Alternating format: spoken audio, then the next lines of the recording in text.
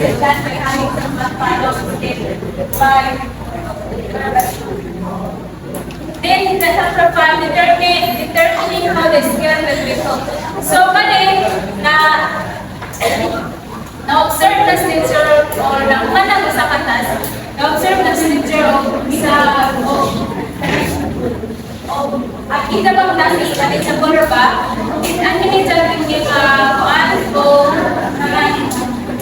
ang mga learners ba, kinahanglan ba kanang kasunod na ba sila sa stage o by graded ka or masunod dito nila stage o big picture. So, aninas kanang teacher na identify siya kasi sa mga learning styles mga kinahanglan sa class. The next is implementing intervention and mentoring programs. So, mga nila class, mag-implement na intervention o sa kitay, kuwang anak, sa magkuwang anak matas, so yung libuga. And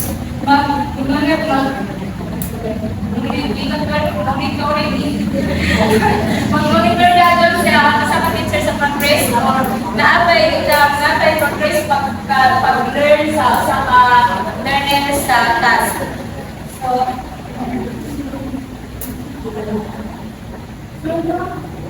next is community-based instruction with very important. So, good morning everyone. I am very busy today. I am going to continue the discussion about the principles and strategies for teaching and designing IECs for learners with difficulty self-work. So, CBI, community-based instruction. This is a strategy or instructional method that promotes the teaching and use for academic and functional skills in the learner's natural environment. The thinking as well as the task should be relevant and age appropriate to the learners. So CBI, for the learners difficulty in self-work, ini CBI tungkol na greater sila to providing educational experiences o kaya na ay skill development sa o kaya makapas the opportunity in community setting that focus on enhancing self-care skills necessary for daily living. Ini CBI na aims na siya to promote independence and inclusion within community sa learners na nag-require o kalinay additional support o kalinay accommodation food. So that meaning CBI nag-enhance mo din siya to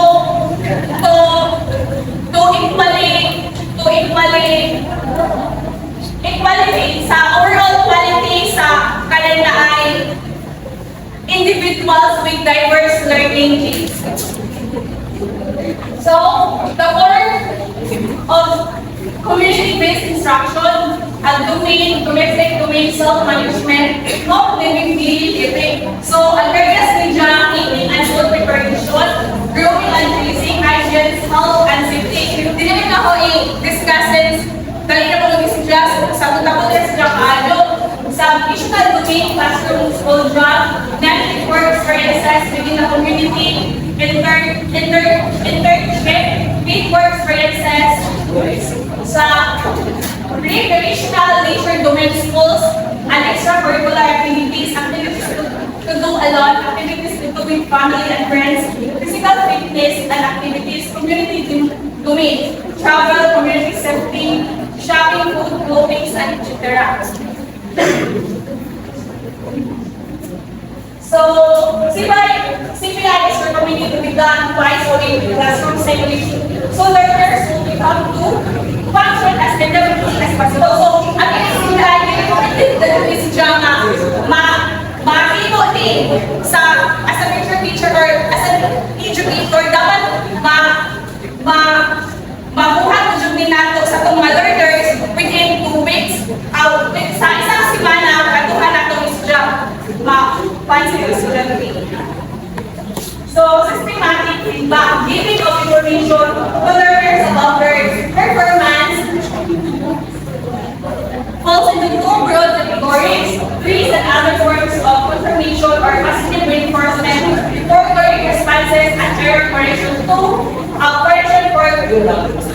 temporary. Ang galing systematic, it is the context of learners with difficulty in self-care. Refers to a instructional and consistent appropriate providing guidance and reinforcement as a teacher or as a educator, makakanta o positive reinforcement sa itong learners through managay makaboost ng confidence nila o confidence nila sa kalanay kalanay pa-motivate po sila para ma-practice nila o pa-continue na ang kalang sa ilang self-care. Direct and frequent measurement. Key measurements are objectively reports the learner's performance and the behavior interest in the natural environment. For that scale, what is frequent? We offer regular basis through academic direct frequent measurement on is that involves regularly and systematically assessing a specific software skills using objective metrics. Hindi na ito mahitawan kung ang bata ba nag-progress or mag-click ba ba sa of improvement sa through panalangin sa software task nila. Language learning is a hands-on approach. Early activities were used to change cognitive skills to learners with intellectual abilities. Activities involves language learning sa structured activities to help them develop and practice self-care skills in a fun and engaging way. Overall, language learning promotes this job of independence and skill acquisition wherein kanang naay ang bata ma-enjoy ni siya o kanang naay ma-enjoy ni siya o kanang naay interactive good ang experience at sa iyong pagbuhat sa self-care.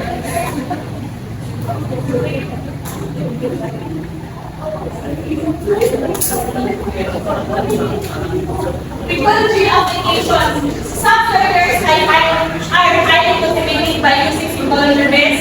Tools, there are secure games and tasks that are instantly rewarding and motivating that provide instant feedback of their responses. This could be used so learners can practice excel on their own. When it sa technology application, the learners with difficulties in self-care mag-practice sila o mga pananaay various technology, mga tools o devices para makasupport o maka-enhance sa ilang ability to perform kanang self-care tasks independently o kanang effectively. So, yan mo rin to.